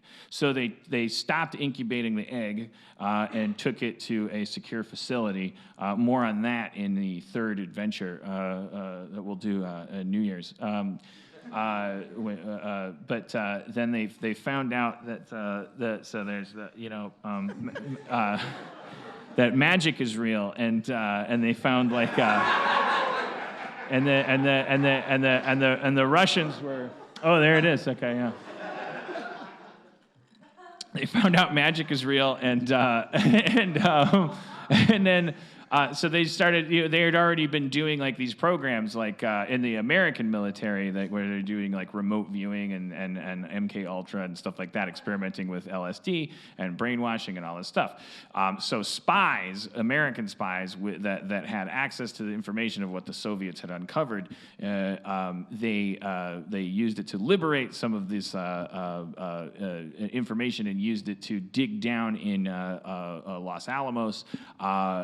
Because and find a dragon egg of their own, they did not incubate it, but they started chiseling into it, and when they did that, the person that was chiseling it got struck with a bolt in his eyeballs, and he flew back, and his hair turned white, and he became this Colonel Sanders guy. That's this guy. He's like a head scientist from MIT that they entrusted with this project, and his name is Colonel. Well, we gave him a name before. I can't remember. Let's call him Colonel Sanders, and he. So he he gained all this knowledge when he tried to like chisel into this dragon egg, and from his knowledge he started like dictating to think tanks and stuff, and they started writing up all of these like tomes and things and storing them in transistorized devices and analyzing them. And America, so since like the 1959, has had this secret operation going where they've been like trying to it's a magical arms race that's been going on between the Soviets and America all this time. It was largely like not generating any results, but they had been like training people to try to use this stuff. What if you read this stuff? Can you cast spells? Can you do stuff? And it wasn't really working that well, but it was getting enough results that it's got massive funding, and God forbid the Russians actually accomplish something before we do. So that's just been going on underground, which is why the defense budgets are so enormous. It's like, how could a nuclear missile cost that much? It's crazy. You just take some nuclear shit and put it in a fucking bullet and throw it. It's a huge invention, the idea that it takes a lot of money to make a nuclear missile. All of that money goes into, also schools. It doesn't cost that much to teach children. So all of that money has been secretly funneled into these programs. And so when you guys joined the military, you went through basic training, but then like through certain tests and things, they detected kind of aptitude on your parts, and then they started like funneling you over into these programs where you were getting trained for this other stuff. And the reason that we actually went to Vietnam isn't because we were trying to protect the world from communism in the sense of like Vietnam being strategic. It's because there's a site in Vietnam where the Soviets had found this like weird like Stonehenge like structure, but underground in this like cavern, and it was like this like it made more magic, and so they sent you guys on a reconnaissance mission. And then you got captured, but then they tried some weird shit on you, and you had this whole adventure that we don't remember. But you were in this different world, and then you woke up in that cell, and then now you're remembering that this was all part of some crazy mission that started in Vietnam, and you still don't understand. Did you go through a portal? I bet you did. Why were you on the other in this other world? So like these guys are like, they've always suspected that the reason why these dragon eggs are creating this like magic energy is because they're the only things from a different universe that that exist in ours, and that there must be some way to get to that universe where magic is normal and technology isn't. And if you could get there, then you could take magic energy and use it for military purposes over here. And so it seems like maybe the Russians have found a way to get to the other side, and you guys must have been there and escaped. I have one question for the game master. I have one question for the game master. Mm-hmm. Whose turn is it? Cliffhanger! All right. Oh, shit. Oh, we did it. We made it till 10 o'clock. We fucking did it, everybody. Give it up for Greg, everybody. Greg who brought the dice. Oh, yeah. Lars Diggins. Thank you, Greg. Spencer Crittenden, your game master, your game player. The game master, Dan Harmon. Zach McKeever, Chris, Church, Nolan, everybody here at the Dynasty Typewriter. I'm your comptroller, Jeff Davis, your game master tonight, and Mayor Dan Harmon. Yay. Thank you all for coming. Drive fast. Take chances.